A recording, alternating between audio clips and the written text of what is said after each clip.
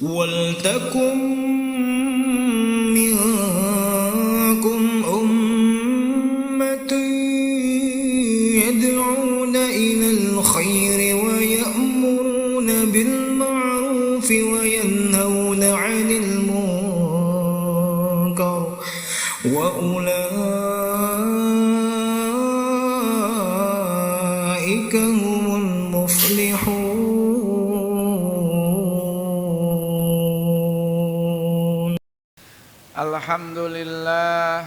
Alhamdulillahilladzi nahmaduhu wa nasta'inuhu wa nastaghfiruh wa na'udzu billahi min syururi anfusina wa min sayyiati a'malina may yahdihillahu fala mudhillalah wa may yudlilhu fala hadiyalah. Asyhadu an la ilaha illallah wahdahu la syarikalah wa asyhadu anna sayyidana wa nabiyyana Muhammadan abduhu wa rasuluh. Allahumma salli wa sallim wa karrim wa barik ala sayyidina Muhammadin wa ala alihi wa sahbihi ajmain. Amma ba'du fa inna asdaqal hadisi kitabullah ta'ala wa khairal hadi hadi sayyidina Muhammadin sallallahu alaihi wasallam wa syarrul umuri muhdatsatuha wa kullu muhdatsatin bid'ah wa kullu bid'atin dhalalah wa kullu dhalalatin finnar.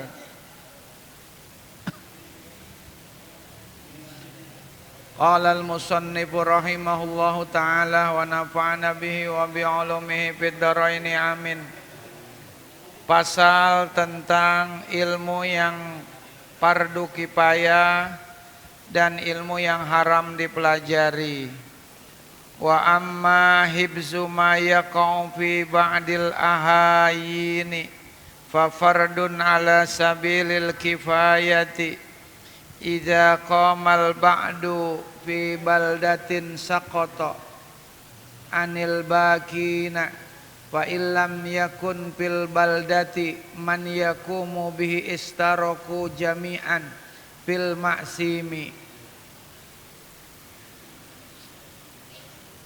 Wa amma dan adapun hibzu ma yaqa'u fi ba'dil ahayini, mempelajari ilmu yang dibutuhkan ba'dil ahayini pada saat-saat tertentu saja, fa fardun ala sabilil kifayah, maka hukumnya adalah fardu kifayah.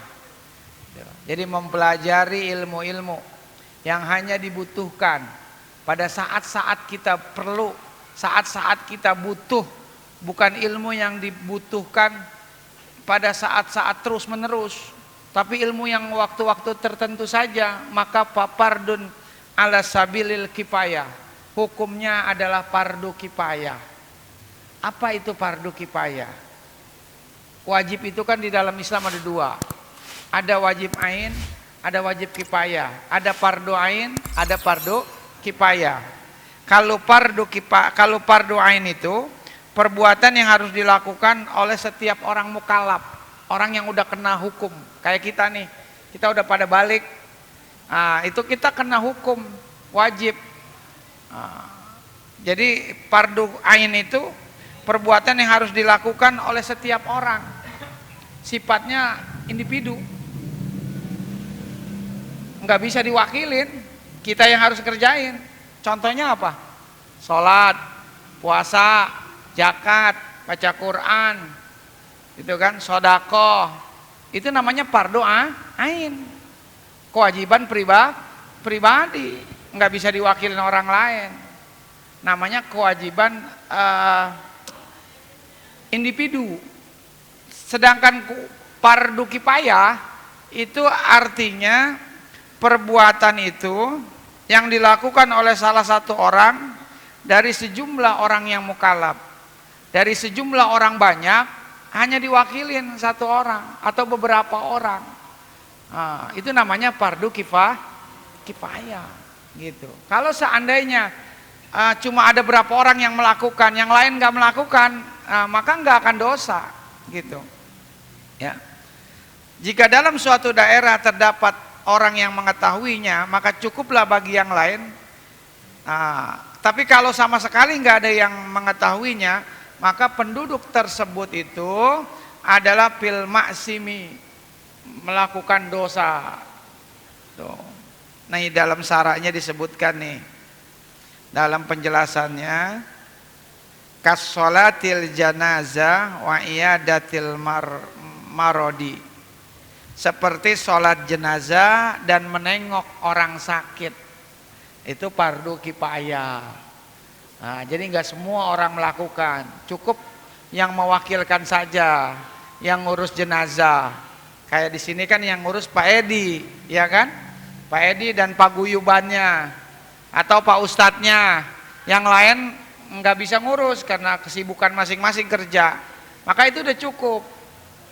Tapi apabila satu kampung kayak kampung kita ada orang meninggal, nggak ada yang ngurus jenazahnya, nggak ada yang ngafanin, nggak ada yang sholatin, nggak ada yang nguburin, maka seluruh kampung tersebut maka terkena dosa. Itu namanya fardu kifayah, kewajiban kolektif, kewajiban yang hanya diwakilkan oleh beberapa orang saja udah cukup. Itu fardu kifayah.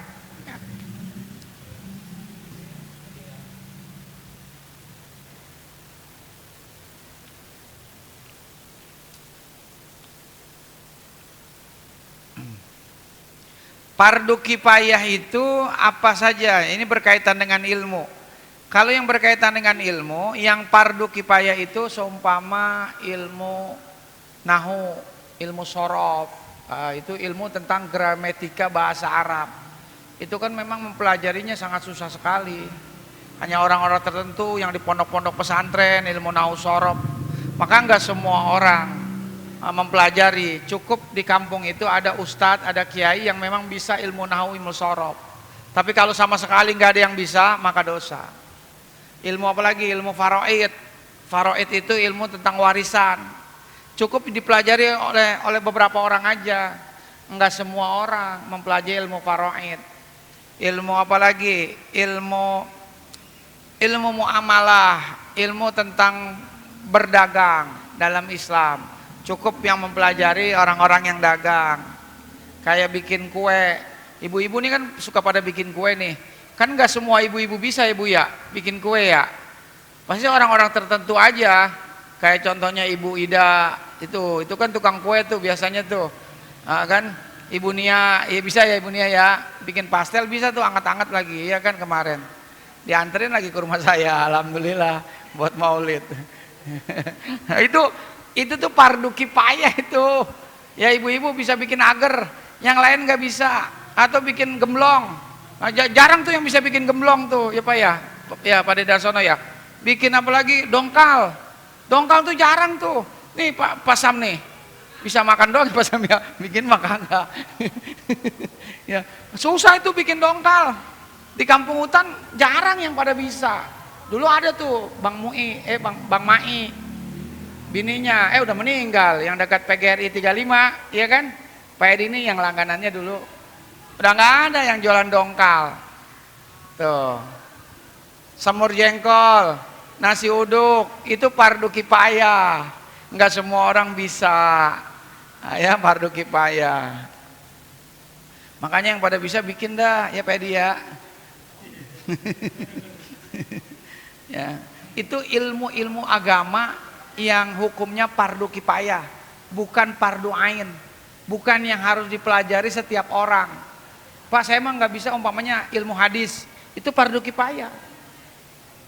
Nggak semua orang mempelajarinya, khusus orang-orang yang memang dia memang bidangnya hadis, ahli hadis. Tuh, nggak semua di Indonesia pun nggak banyak yang para ahli hadis, udah pada banyak meninggal. Para ahli itu fardu kifayah. Termasuk guru saya almarhum Ki Haji Ahmad Saripudin Basmol. Kalau kata guru saya yang satu namanya Dr. Ahmad Lutfi Fatullah, dosen Muhammadiyah Jakarta. Waktu lagi kuliah dia ngomong ada 5 ahli hadis di Indonesia.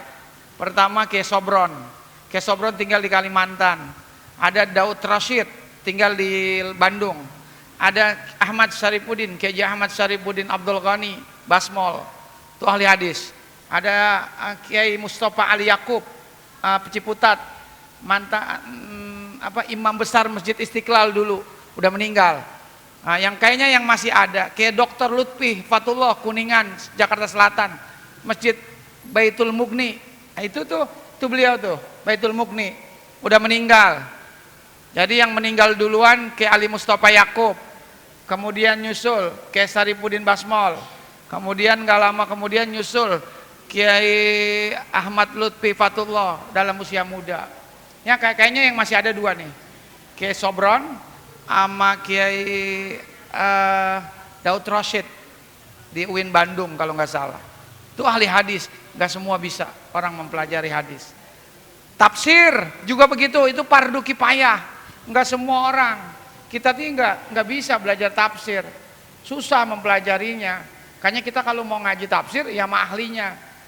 Di Indonesia ahli tafsir ada Profesor Dr. Quraisy Shihab, lulusan Al-Azhar Mesir. Itu nilainya paling tertinggi, summa kamlut. Kalau kumlut tinggi, ada di atas tinggi, summa kumlut tinggi. Beliau tuh ahli tafsir di Asia Tenggara, seluruh Asia Tenggara beliau rujukannya. Ya. Ada lagi Tuan Guru Bajang, doktor tafsir, lulusan Al-Azhar Mesir, hafal 4 kitab tafsir induk, 4 kitab tafsir yang berjilid-jilid beliau hafal. Masya Allah, Tuan Guru Bajang, atau disebut dengan TGB, Tuan Guru Bajang. Dulu Tuan Guru Bajang itu namanya Jainul Majdi, Ki Haji Tuan Guru Jainul Majdi, Muhammad Jainul Majdi. Itu ahli tafsir. Tuh, kalau mau dilihat di YouTube, dengerin tuh tafsir beliau tuh. Itu memang ahlinya. Bisa kita pertanggungjawabannya kalau kita dengerin video beliau. Atau Pak Quraisy Shihab, nah itu begawan tafsir Indonesia. Beliau satu-satunya yang mengarang kitab tafsir Al-Misbah. Saya punya beberapa jilid, tapi belum lengkap semuanya. Kalau beli jilid itu bisa 5 juta bukunya dia. Terus ada lagi Dr. Mukhlis Hanafi, asli Betawi. Ada lagi Dr. Gus Baha, Ki Haji Gus Baha, Bahaudin Nur Salim Gus Baha. Itu ahli tafsir. Luar biasa ya beliau. Kalau Ustadz Adi Hidayat saya nggak tahu itu jurusannya, keahliannya yang memang benar-benar spesifik saya nggak tahu. Yang memang bidang-bidang tertentu, nah itu tuh para ahli-ahlinya. Nah itu mempelajari itu memang nggak gampang gitu ya.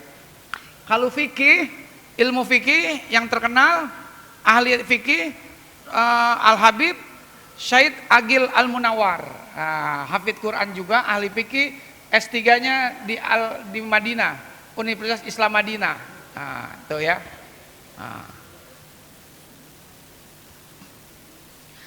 Sedangkan kalau ilmu umum yang memang fardu kifayah, yang hanya orang-orang tertentu yang mempelajari, seperti ilmu kedokteran, ilmu matematik. Nah itu ilmu matematik, ilmu kedokteran, itu enggak semua orang bisa, hanya orang-orang tertentu. Maka di kampung itu, di negeri itu, harus di Indonesia harus ada orang yang bisa ilmu kedokteran. Tuh, enggak semua orang, karena memang belajarnya susah.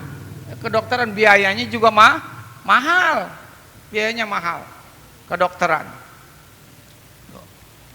Ada ilmu matematika, nah itu fardu kifayah. Ilmu biologi, nah itu juga fardu kifayah. Ilmu kimia, ilmu bikin pesawat, itu fardu kifayah. Enggak semua orang bisa. Nah, makanya langkah ilmu-ilmu yang langka tuh kayak pesawat. Tuh Indonesia kita kenal dengan Profesor B.J. Habibie. Ya, beliaulah yang menemukan keretakan pesawat.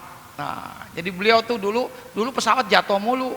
Sejak Pak Habibie menemukan ilmunya, enggak jatuh-jatuh tuh pesawat. Jadi pesawat itu kata Pak Habibie, kalau yang bagus itu yang geredek-geredek. Jadi kalau kita naik pesawat nih, geredek, jangan takut. Itu bagus pesawatnya berarti. Tapi kalau pesawatnya diem aja kita naik diem aja, jangan mau, enggak jalan.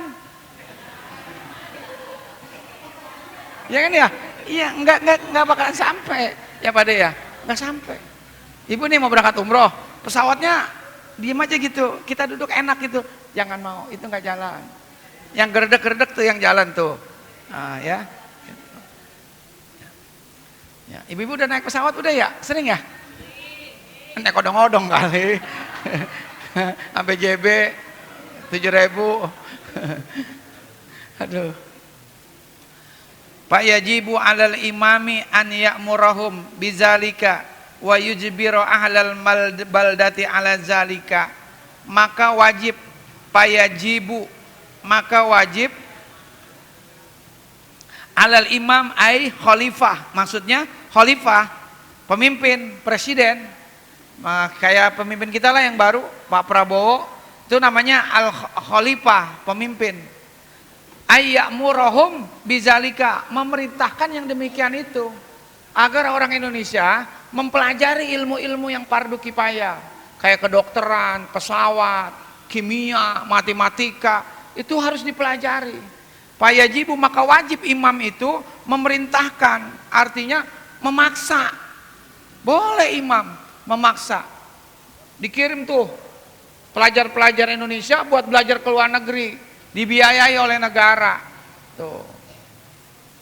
Wa yujbiru ahlal baldati, dan bahkan memaksa mereka untuk mempelajari ilmu tersebut. Boleh, imam boleh memaksa, pemimpin boleh memaksa agar Indonesia punya para tenaga ahli tuh ya. Faqila bi anna ilma ma yaqa'u ala nafsihi fi jami'il ahwali bimanzilati ta'am.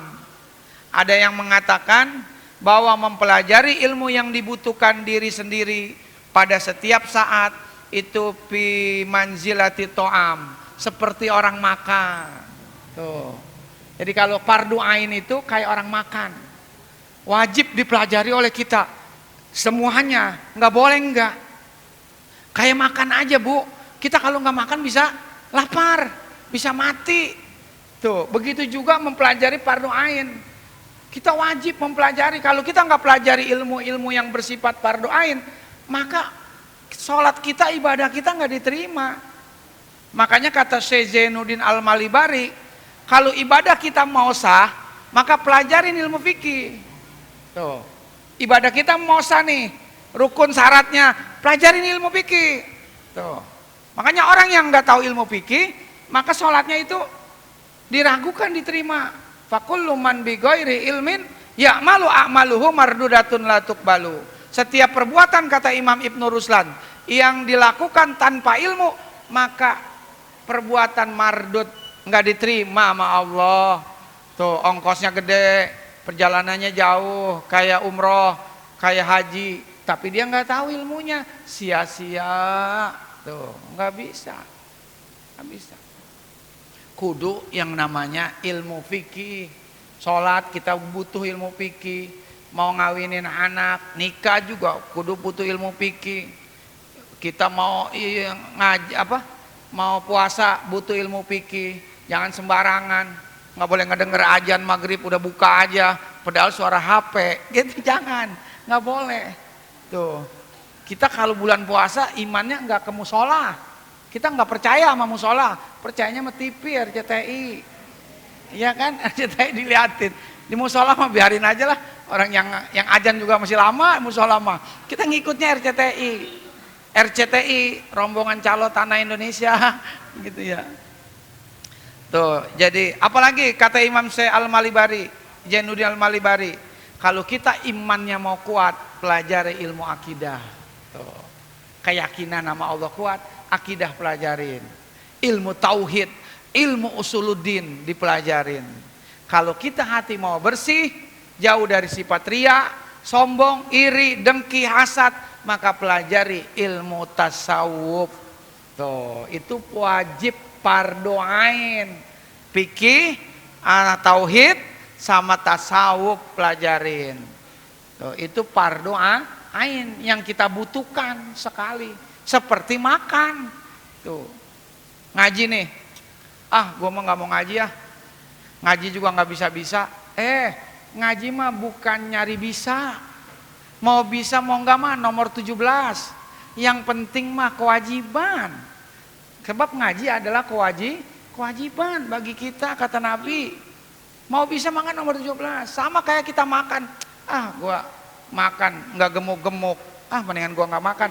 Modar ente. Mati, makan. Mau gemuk kayak enggak kayak makan.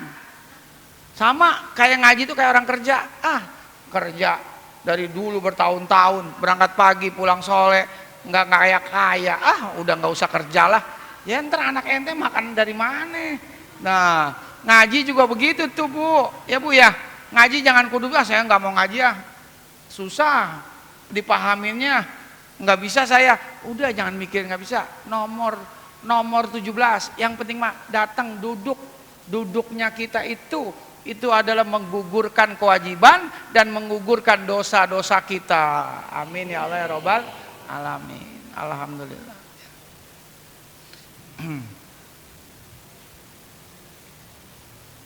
La budda likulli wahidin min zalika.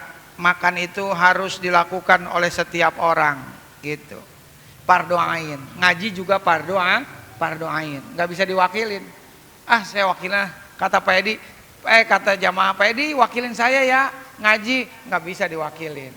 Bisa. Ya. Ngaji kewajiban pribadi, gitu. Wa ilma ma yaqau fil ahayini manzilatid dawai yahtaju ilaihi fi ba'dil awqati, bahwa mempelajari ilmu yang dibutuhkan pada saat-saat tertentu ibarat obat. Manzilatid dawai, obat.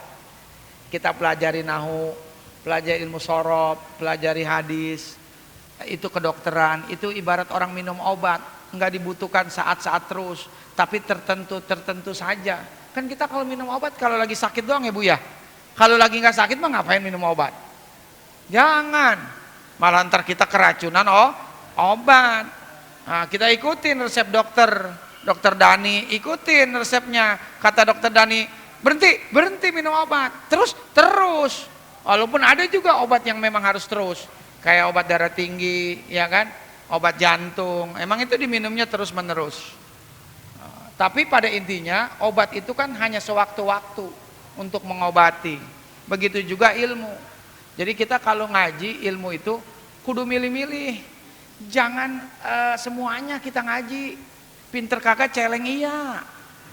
Iya, udah ngaji mah yang pokok mah fikih dulu. Jangan yang tinggi-tinggi, tasawuf, makrifat. Ntar itu mah belakangan, syariatnya dulu kuatin, baru ntar ngaji hakikat, baru ngaji makrifat. Jangan langsung ngaji tinggi-tinggi, yang dasar-dasar dulu. Tuh.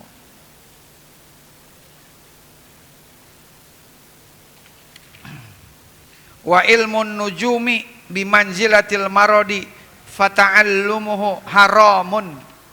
Adapun ilmu nujum untuk meramal penyakit adalah haram. Haram hukumnya, nggak boleh, dosa. Kita belajar atau kita percaya sama orang ilmu nujum, dia katanya bisa tahu sakit kita ini, hukumnya haram. Orang yang suka ngeramal, apa tuh pakai apa namanya, perbintangan, ya kan, pakai bintang-bintang tuh Bu ya. Dulu kita waktu masih bujangan tuh kan seneng tuh, bintang lu apaan? Gemini. Bintang lu apa tuh? Virgo ya. Ada Bang Peri bintangnya nggak diurus. Apa Bang Peri? Saturnus apa nggak diurus? Ya, Scorpio itu perbintangan, itu ilmu nujum. Nggak boleh ngeramal begitu, nggak boleh. Ya, itu bukan dari Islam. Ya.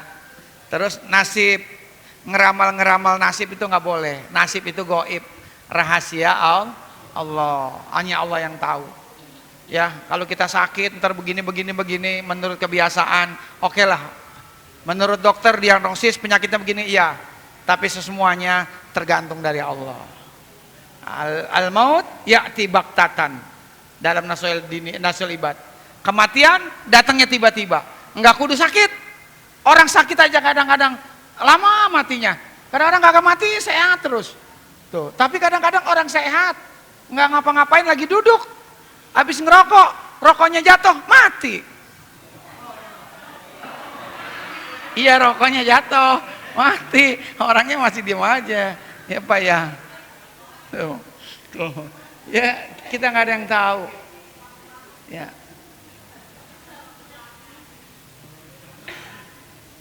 Kadang-kadang ya kan, kemarin ada Kiai Asmuni Nur, iya kan, yang di Serang, Kado Mas, murid dari Abah, masih ngajinya di Abah Thohir Serang, tempat anak saya. Lagi ceramah, lagi nasihatin muridnya, tahu-tahu nyesek. Alhamdulillah. Kan ada bacaan alhamdulillah. Ulama namanya juga ya, orang soleh. Alhamdulillah, meninggal. Masya Allah, itu tuh yang kita harapin tuh kayak gitu tuh, Masya Allah. Itu cita-cita kita tuh, mati tuh lagi ngaji tuh, ya kan, mati lagi ngaji, Masya Allah nikmatnya. Ya, Pedi mau, Pedi dulu. Pedi, ya iya kan, umpamanya Pak Ade Sarwoko nyiapin bakso, ya kan, lagi makan bakso ketelak, Allahu Akbar, mati, luar biasa, habis ngaji ketelak bakso, iya ada, hati-hati. Ya, makanya tuker-tukeran Pak Bude, pakai nasi liwet lah sama nasi uduk. Ini mah bercanda, jangan dipikirin, diusahain. Ya. Apalagi ilmu, ini mohon maaf nih, kayak ilmu primbon, ya enggak. Ntar kalau kamu ngikutin primbon, buka warung, bukanya harus Kamis lagi atau rebo lagi ya. Nah, itu kan hanya kebiasaan-kebiasaan, tapi bukan bersumber dari Al-Quran, hanya budaya. Kita tidak wajib mengikutinya. Semuanya tergantung Allah. Dagang mah nggak perlu pakai gitu. Yang penting kalau mau dagang, semua hari baik. Yang penting kalau mau dagang, baca bismillah. Bismillahirrahmanirrahim. Kan sesuai hadis Nabi, kullu amrin zibalin la yubda'u bismillahi fahuwa aqta'u. Siapa orang yang memulai sebuah usaha dia enggak pakai baca bismillah, maka usahanya terputus, enggak ada barokahnya, enggak ada untungnya. Tuh, baca bismillah aja, mau kemana juga, enggak usah.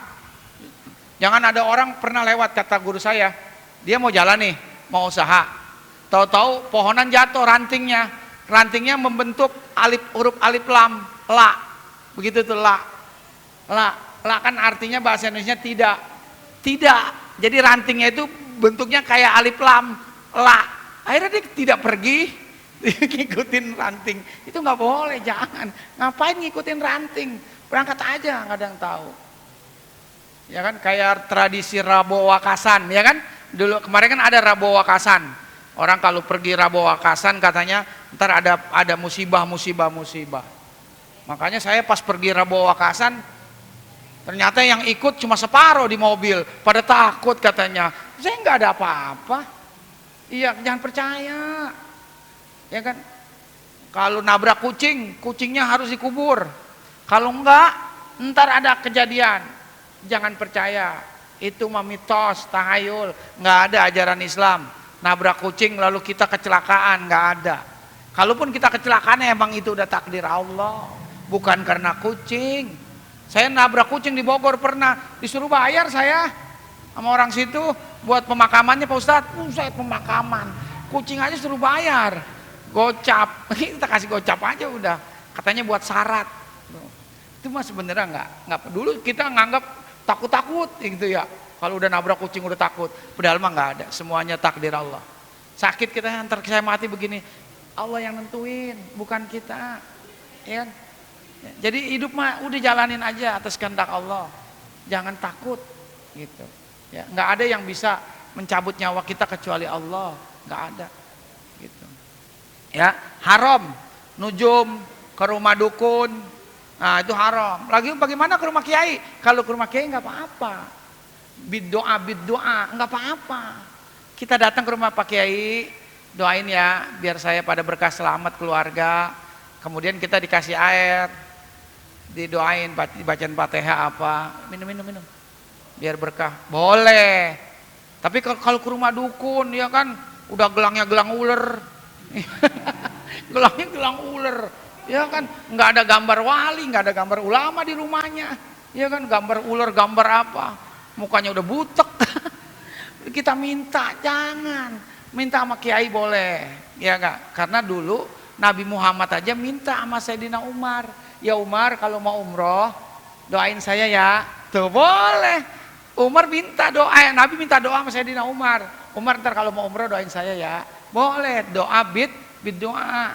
Doa bid doa. Jangan doa. Kalau kayak Sukron nggak boleh tuh muridnya kalau ngomong doa. Mari kita berdoa. Salah kata dia, kata beliau. Yang benar doa. Benar emang tulisannya alif lam dal ad-doa. Doa bukan doa. Doa pakai dot. Tulisannya doa. Ya, yang benar doa. Mari sama-sama kita berdoa. Nah, itu yang benar. Kalau doa salah tulisannya. Berdoa, ya.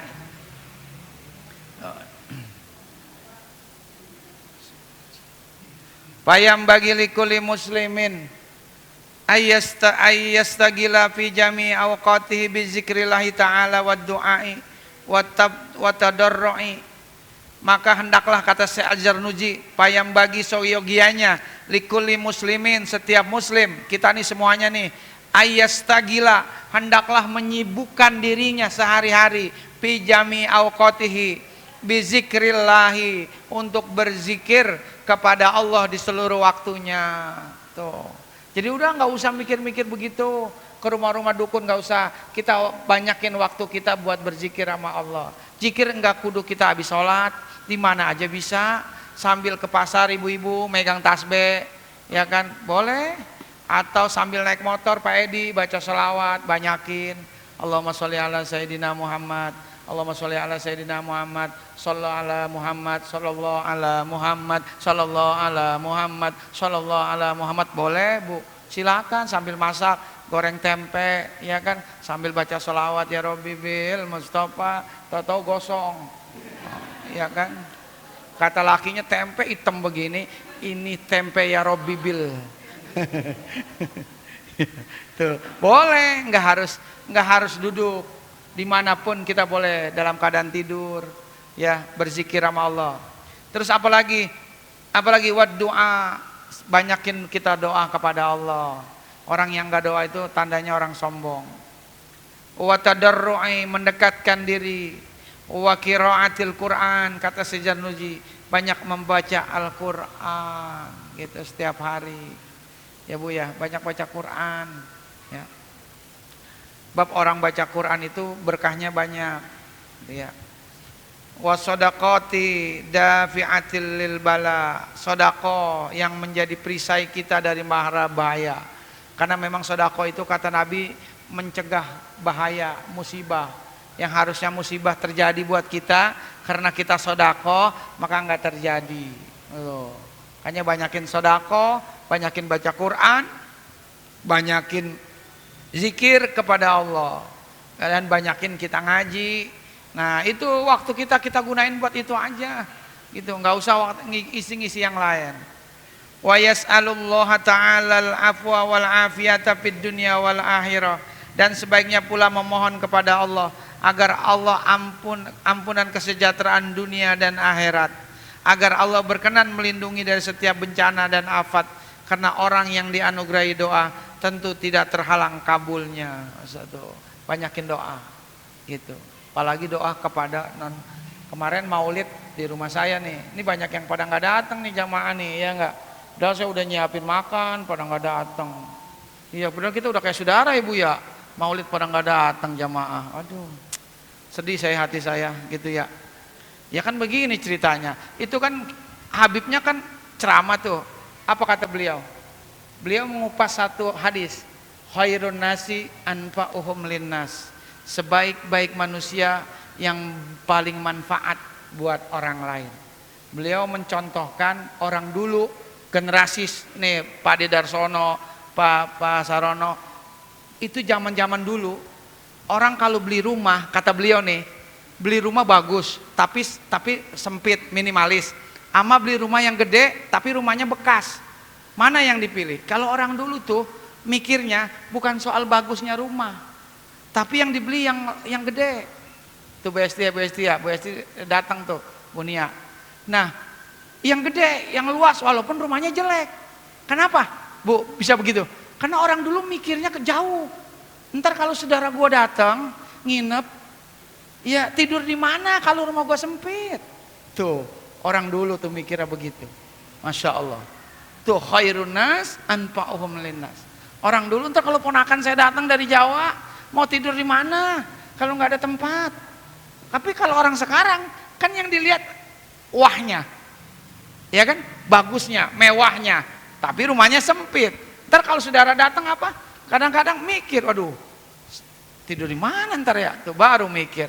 Tuh khairun nas anfa'uhum linnas. Yang kedua, kata Habib nih, yang diceritakan sama beliau, kalau kita ngedoain orang lain, maka kata Nabi doanya itu tidak tertolak sama Allah, dikabulin sama Allah. Jadi kalau kita ngedoa sendiri belum tentu dikabulin sama Allah. Tapi kalau doa buat orang lain, mudah-mudahan Bang Randy sehat. Ntar tuh otomatis kita yang ngedoain Bang Randy itu sehat. Tuh. Mudah-mudahan tetangga saya anaknya lagi tes PNS, mudah-mudahan diterima. Dia kebetulan bareng sama anak saya. Ntar tuh anak itu diterima, anak kita diterima. Karena doanya kita duluin kepada orang lain. Tapi syaratnya, ada syaratnya kata Nabi, jangan ketahuan sama orangnya. Diem-diem doanya. Kalau ketahuan sama orangnya nggak kabul. Diem-diem aja nih. Bang Mamat di sana pojok noh. Kita doain Bang Mamat mudah-mudahan rezekinya banyak. Kalau dia rezekinya banyak, kali aja dia telepon ngajak makan mamanya. Tuh, itu tuh otomatis. Tapi jangan bilang-bilang Bang Mamat, Bang, saya doain kemarin abang. Enggak kabul. Ya, Pak Edi mudah-mudahan alasannya banyak begitu, itu kabul itu. Tapi jangan bilang-bilang Pak Edi, gitu. Syaratnya jangan bilang. Itu khairun nas anfa'uhum linnas. Ya.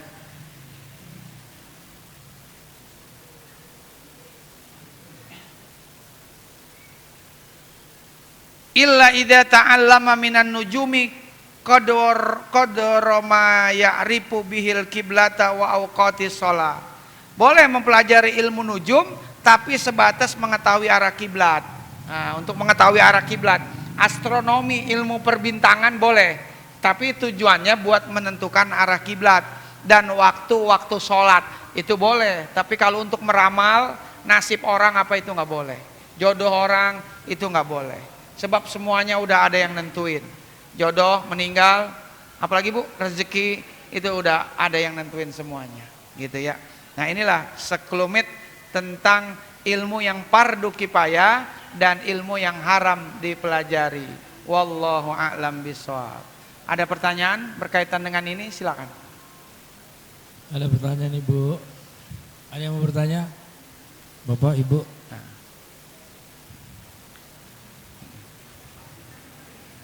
Pak Hati mau tanya Pak Hati. Pak Hati, mana siapa Pak Hati? Emang ada Pak Hati? Pak Hati. Istri Pak Yanto. Apa Bu? Silakan Bu. Ayo silakan.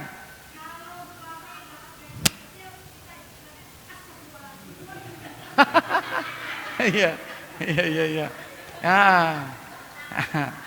Ibu ngomongnya salah zikirnya. Kalau musibah astagfirullahaladzim. Tapi kalau rezeki kan nikmat dari Allah. Maunya berapa emang? Mau berapa juta gajinya? Iya Bu, dengerin ya. Orang bersyukur itu kayak pohon barwakoh. Pohonnya itu kayak pohon kaktus. Dia itu tumbuh lebat subur walau hanya dengan awan. Enggak turun hujan dia tumbuh. Itu pohon. Orang syukur tuh kayak begitu tuh. Orangnya hatinya ikhlas, hatinya ridho, hatinya nerima walaupun dengan yang sedikit. Itu orang syukur. Kalau orang hatinya enggak ridho, enggak ikhlas dengan yang sedikit, berarti dia belum sampai makom syukur. Tuh, terima aja Bu. Iya, atur dah baik-baik dah buat jajan anak, buat sekolah. Insya Allah nanti mungkin rezekinya enggak dari suami, entar dari anak-anak kita nih yang nanti pada sukses, dia yang ngasih ke kita. Amin ya Allah ya Robbal. Biarin kita susah-susah sekarang, entar anak-anak kita yang akan ngasih kita. Ya, yang di Tangerang ngasih 2 juta, yang di Citayam ngasih 3 juta, ya kan? Ya kan? Yang di Bandung ngirimin 5 juta kan lumayan. Ya kan? Gitu ya Bu ya. Syukur aja ya Bu, apapun terima syukur. Ini saya dikasih air putih aja bersyukur nih. Ya kan, ini kan air dukun nih Bang Ajat nih, tuh Bang Ajat, air dukun nih. Ini kalau miara ikan cupang hidup nih. Tapi alhamdulillah, gitu syukuri aja. Gitu ya. Ada lagi Bu? Bagus ya Bu, nanya aja Bu, nggak apa-apa. Nggak ada lagi, kalau nggak ada itu wassalamualaikum warahmatullahi wabarakatuh. Walhamdulillahirabbil